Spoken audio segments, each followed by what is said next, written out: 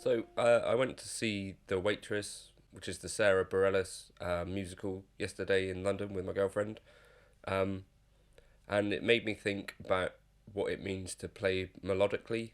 Obviously, she's a great singer, one of my favourites actually, and also a great writer. And I think you can learn something from some of the great songwriters.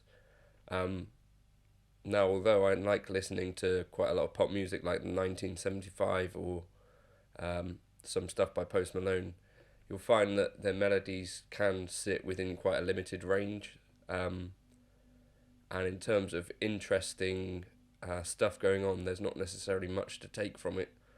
I just want to talk about how I think I've developed some of my thoughts on melody over the years.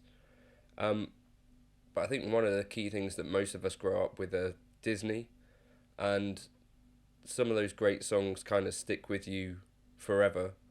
Um, Certainly in the western part of the world, where I know that Disney is quite a big thing, I guess that's where we get some of the sense of melody from. So probably there's the songs that you could recognize if I was to play something. Let me think of something.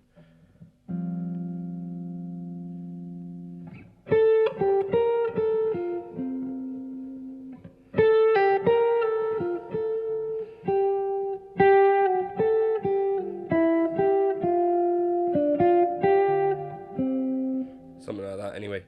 But melodies like this kind of pop out from my childhood, I guess, and I hear them and I can try and play them. Um, let's think of another thing.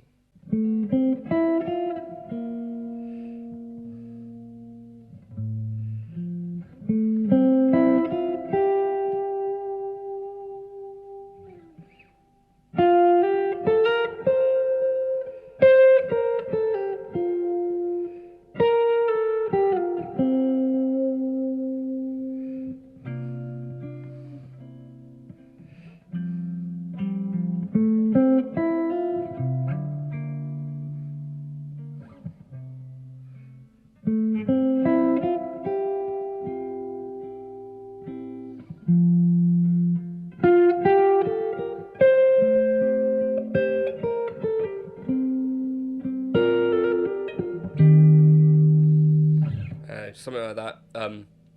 But yeah, melodies that crop up from stuff. One of the kind of fashionable things I've heard a lot of guitarists say is that they don't really listen to many guitarists. I wouldn't say that's true, although some of my favourite musicians aren't guitarists, some of my favourites are. Um, so in terms of melodic players, I think I can go back in my past and players like John Petrucci and Marco Sfogli, the things that I still remember from what they did are the melodies. And so what even is a melody? So to me, fast guitar parts are not what stick out as melody. Melody is the little bits that you can sing. So at the start of the slightly out of reach solo from the James LaBrie tune that Marco Sfogli played on, it does this thing.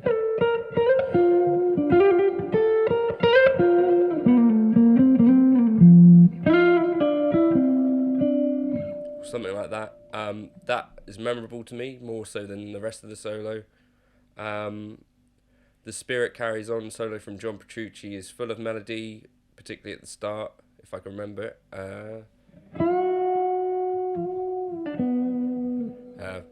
Can't remember.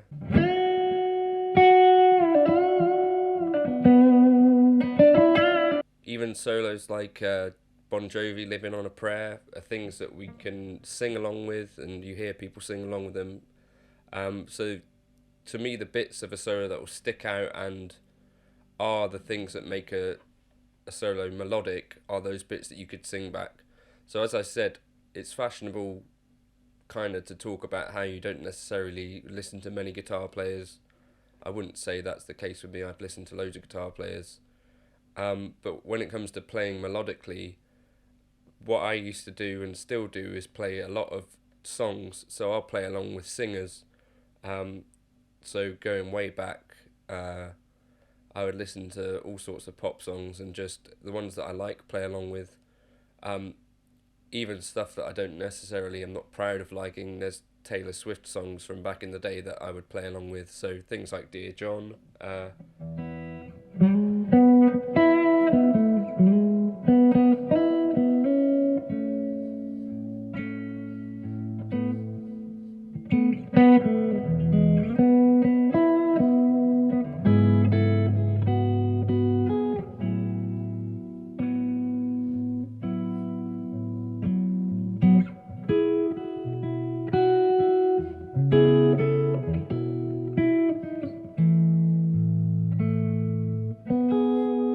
etc.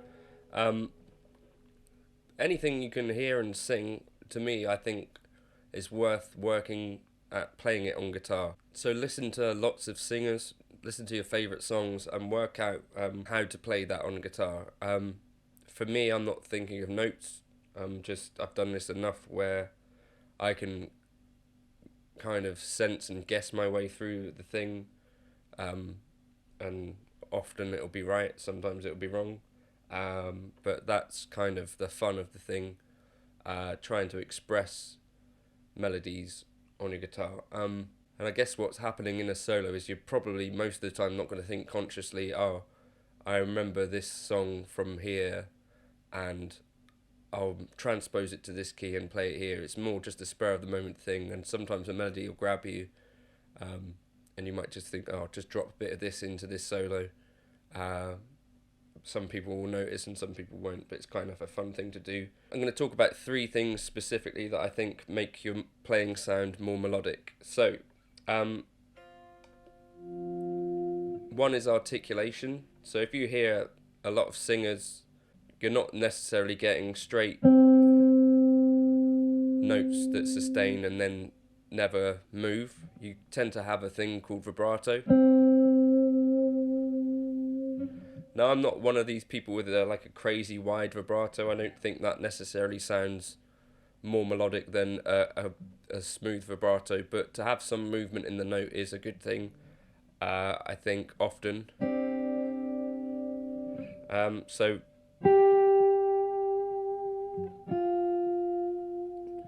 and a thing you'll notice with singers is that you don't necessarily, or some of the singers that I like anyway, don't necessarily have vibrato the whole way through the note. They sometimes hold a note and bring in vibrato as it goes. So this is something to work on, specifically vibrato.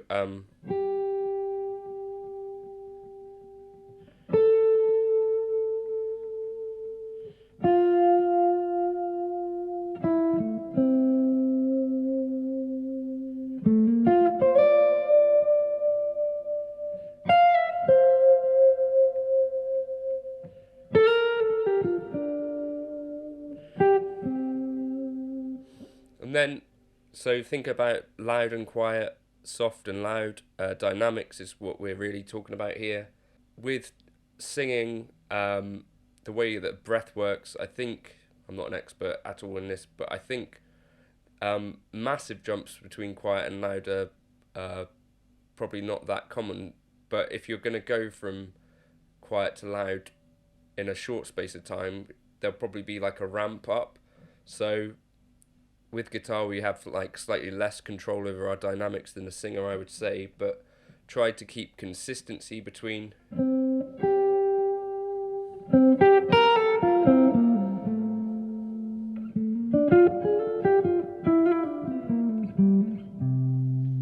So I'm trying to sort of guide the dynamics around the melody or the phrases, so that it's got a build maybe and then a fall. So I'm not necessarily ending on like a loud note or like the loudest note that I played. I think it's really kind of nice sometimes to do quiet notes at the end of a phrase.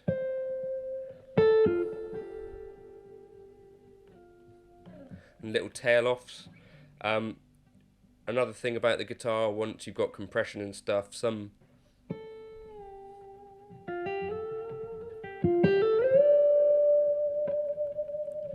not everything needs to be picked. Some of it you can just kind of slide around. And then mixing in like barely picked stuff can kind of sound quite...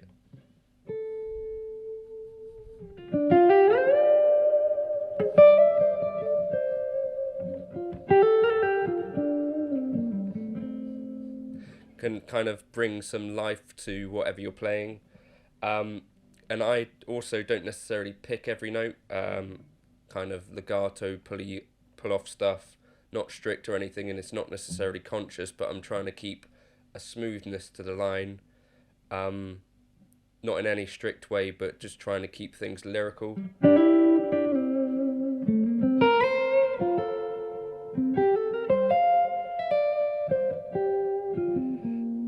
So those are some thoughts on dynamics and stuff. Now the second thing that I would suggest is repetition. So phrases...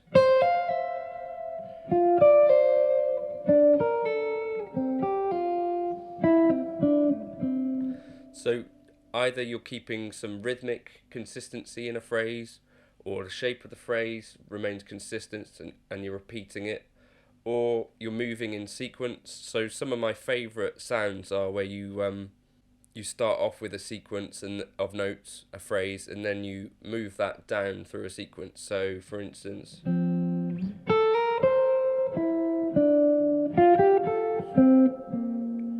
To me, that sounds like some of the most beautiful stuff going, and it's stuff that you hear all throughout kind of musicals and classical stuff, and some of the better songwriting, I think, in jazz songwriting.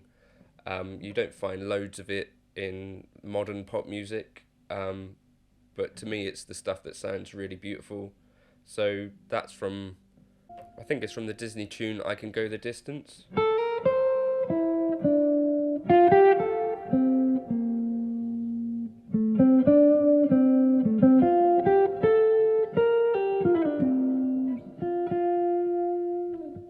Something like that anyway. And then, yeah, you'll hear this sort of stuff with all throughout the Disney kind of canon, all throughout kind of Mozart and Beethoven, all of that good stuff. And if they're doing it, I think that's a good sign that that sounds a certain way. To me, that's kind of, when I hear it happening, it's one of those things that sounds like instant kind of composition, and is more likely to invoke those kind of goosebumpy moments. I'm trying to think of one.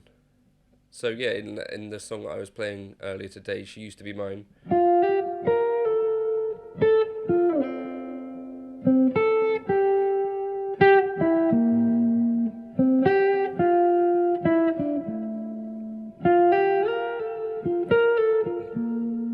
There's got that same phrase throughout rhythmically, and it's got the same shape. You don't necessarily have to be super strict with it, but I think if you kind of hint at that that's what you're doing, you can bring kind of a bit of extra melody and structure to a solo.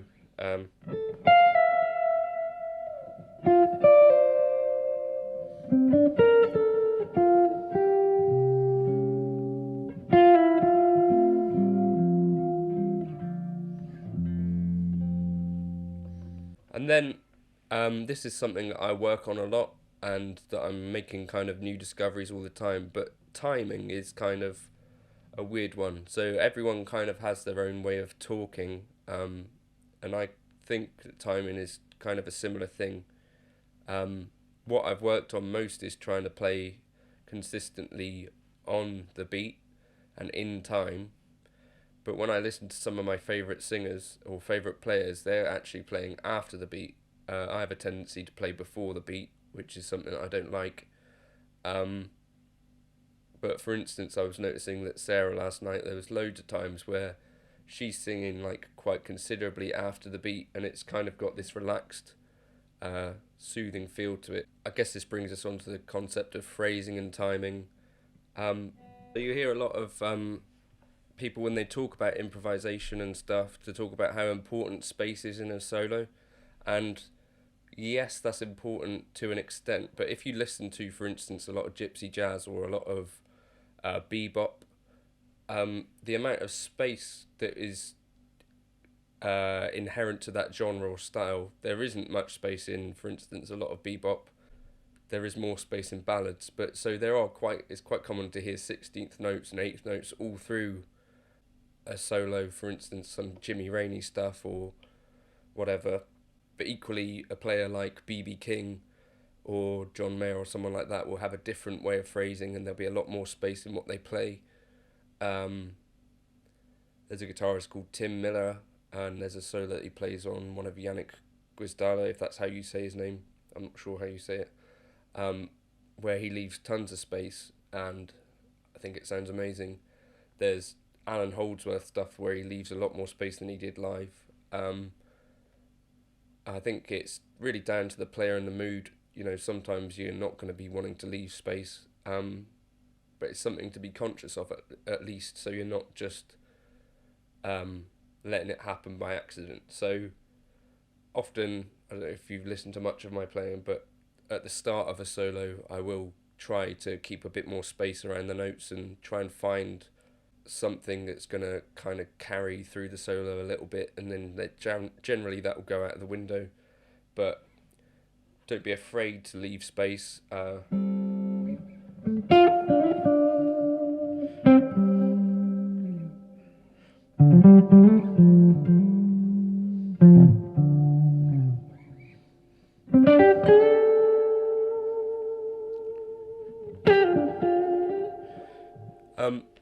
And I would also consider like a long held note.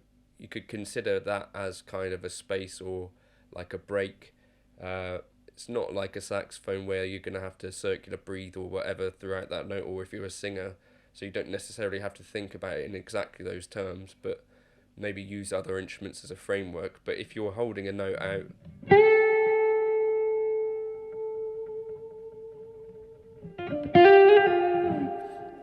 that does have a similar kind of role as space or a rest would have in that context.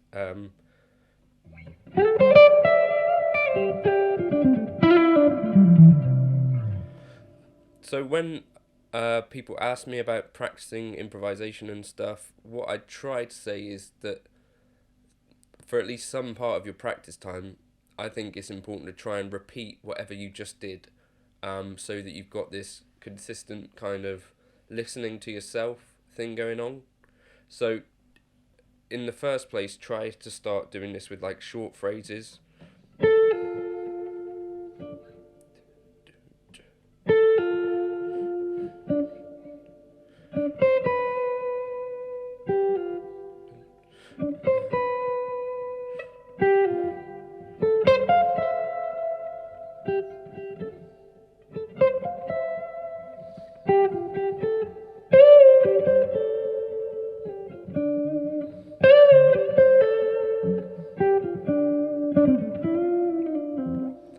And then don't be afraid during a session to break away from that, but come back to it. And I find that it helps you to kind of take more stock of the notes that you are playing and maybe help them have more of a life, rather than, obviously I'm quite guilty myself of just playing a lot of notes and maybe I'm not particularly conscious of what was happening. So doing this sort of thing does help to refocus, and it feels like you're giving those phrases a bit more value because you're listening as they happen, and then hopefully you're able to replicate that. So you could do that as many as 2, 3, 4 times. Now it's not something you necessarily want to do in the middle of a solo, as it sounds a certain way, but repetition of a phrase in a solo does imply kind of intentionality.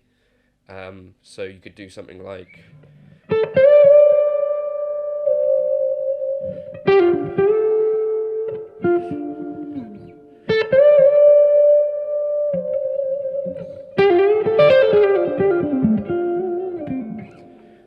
for instance, that's got some repetition, it's got some difference, but the fact that I repeated the first part of the phrase before returning to it, and then going off on a tangent, kind of implies that in the first place what I played was something that I meant to play.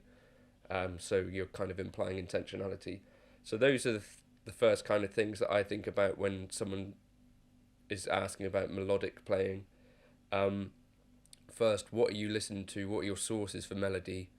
I wouldn't suggest that crazy 8-finger tapping solos are a particularly good source for this. I think the best sources for melodic content are those songs that you kind of love from childhood right up to now.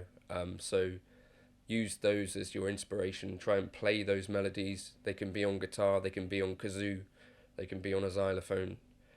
For me, I think I connect most with singers. I've done a lot of in the R&B kind of realm, kind of like 2000s R&B, because some of that stuff really connected with me in some way.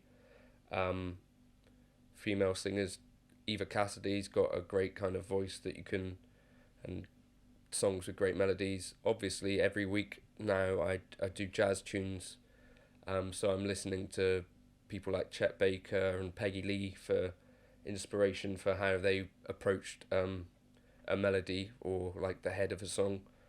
Then the second point is kind of to work on dynamics and phrasing, so that you're not just playing the notes. Think about articulation, think about vibrato.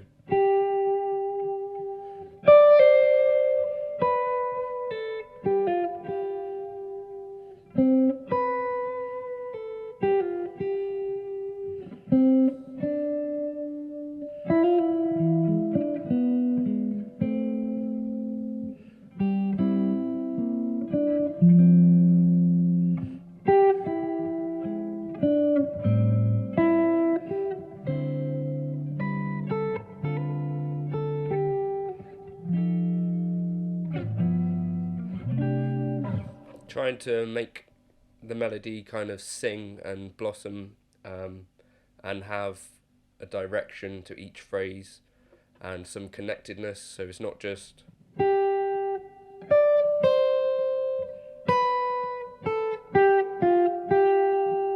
you're trying to kind of give it some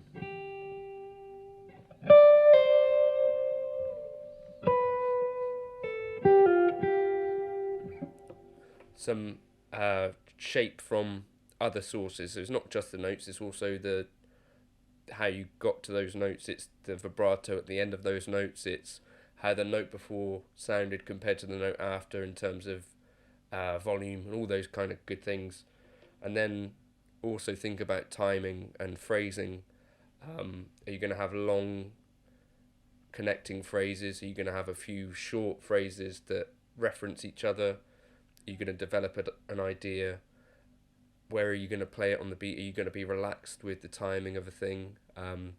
Maybe you could lean back on the timing and kind of push it after the beat a bit, to try and evoke some sort of feeling. Those are the things that I would think about when it comes to melodic playing, and those are the things I think I should work on more. I think most people kind of connect with that aspect of playing more so than the other stuff, which it comes a bit easier to practice. Practicing scales up and down, it's kind of like there's a accepted pathway, but I feel like the time spent on more melodic playing is more beneficial as a musician, possibly. Anyway, so hopefully this was useful. Thank you to Aston Mics for letting me borrow this Stealth, a British-made microphone. I'm going to do some stuff with this to try and capture some nice tones, but hopefully my voice sounds a bit better through this thing. Thank you for watching. If you could like and subscribe, that'd be cool. Leave comments asking about other aspects of this topic if you want, and thank you.